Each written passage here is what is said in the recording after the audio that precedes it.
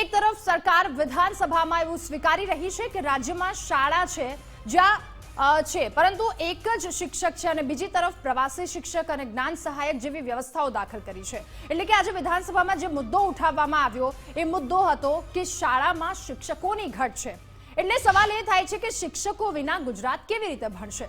શિક્ષકોની ઘટ હશે તો તમારી શાળા ગમે તેટલી સ્માર્ટ હશે, ગમે તેટલી માળખાકીય સુવિધાઓ તમે મૂકશો, ગમે તેટલી આ બધી સુવિધાઓ મજબૂત હશે પરંતુ એનો કોઈ અર્થ સરશે ખરા। શિક્ષકોની ઘટ હશે જેની સામે વિદ્યાર્થીઓની સંખ્યા તો બહોળી પ્રમાણમાં રહેવાની જ છે, એટલે વિદ્યાર્થીઓ પર વ્યક્તિગત રીતે ધ્યાન ઘટવાનું છે। કદાચ એનું પરિણામ એ આવશે કે વિદ્યાર્થી ખાનગી ટ્યુશન તરફ આકર્ષાય। એટલે આ તમામ ઘટમાળની વચ્ચે સરકારને પ્રશ્ન એટલો જ પૂછવો છે કે શિક્ષકોની ઘટ હશે તો સારું શિક્ષણ કેવી રીતે વિદ્યાર્થીઓને મળશે। રાજ્યમાં શિક્ષકોની ઘટના મુદ્દે કોંગ્રેસના ધારાસભ્ય અને આ બાજુ આક્ષેપ પ્રત્યાક્ષેપો થયા હતા। એટલે કે ફરી એકવાર શિક્ષકોની ઘટનો પ્રશ્ન ગુજરાત ફર્સ્ટે વારંવાર આ મુદ્દો ઉઠાવ્યો અને આજે વિધાનસભામાં ઉઠ્યો, પરંતુ ચિંતાજનક મુદ્દો છે ગુજરાતમાં શિક્ષકોની ઘટનો। ગુજરાત રાજ્યની પ્રાથમિક શાળાઓમાં માત્ર એક શિક્ષકથી ચાલતી કેટલી શાળાઓ છે? એના જવાબમાં સરકારશ્રીએ 1606 શાળાઓ એવી છે ગુજરાતમાં કે જે માત્ર એક શિક્ષકથી ચાલે છે। ચર્ચા દરમિયાન બીજો પ્રશ્ન એ પૂછ્યો કે ભાઈ આ જે 1606 શાળાઓ છે એમાં વર્ગશાળા કેટલી છે અને મુખ્ય શાળા કેટલી છે? કારણ કે વર્ગશાળામાં 1 થી 4 ધોરણ હોય છે અને મુખ્ય શાળામાં 1 થી 8 ધોરણ હોય છે। તો મંત્રીશ્રીએ જવાબમાં આપ્યું છે કે મેં એક પણ વર્ગશાળા નથી।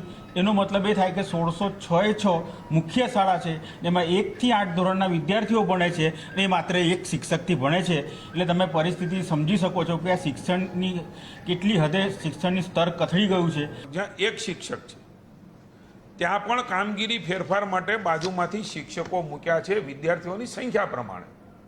એ જે રેશિયો છે એ રેશિયો નક્કી થયેલો હોય છે, કેટલા વિદ્યાર્થી એટલા શિક્ષક હોય। તો જ્યાં સંખ્યા વધારે છે ત્યાં બાજુની કામગીરી ફેરફારમાં પણ હાલ મોટાભાગની સ્કૂલોમાં એક શિક્ષક નહીં, વધારાના શિક્ષક પણ ત્યાં કામ કરી રહ્યા છે।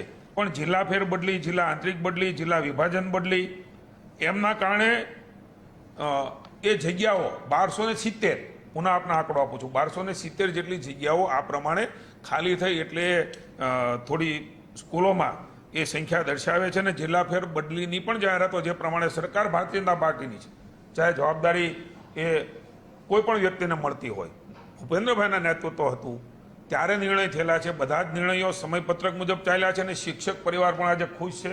હા, શિક્ષણના ભોગે માનની ભૂપેન્દ્રભાઈની નેતૃત્વની સરકાર એ કોઈ પણ સમાજના બાળકને, હું ઉલટાનું જણાવું છું કે પ્રાઇમરી એજ્યુકેશનમાં ખાનગી સ્કૂલમાંથી સરકારી સ્કૂલમાં વધારે વિદ્યાર્થીઓ આવી રહ્યા છે।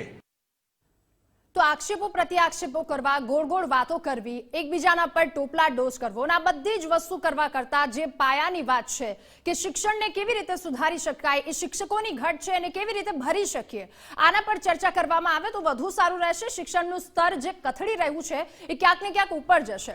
તો મુદ્દાની વાતમાં હાલ બસ આટલું જ। વધુ સમાચાર માટે આપ જોતા રહો ગુજરાત ફર્સ્ટ। નમસ્કાર।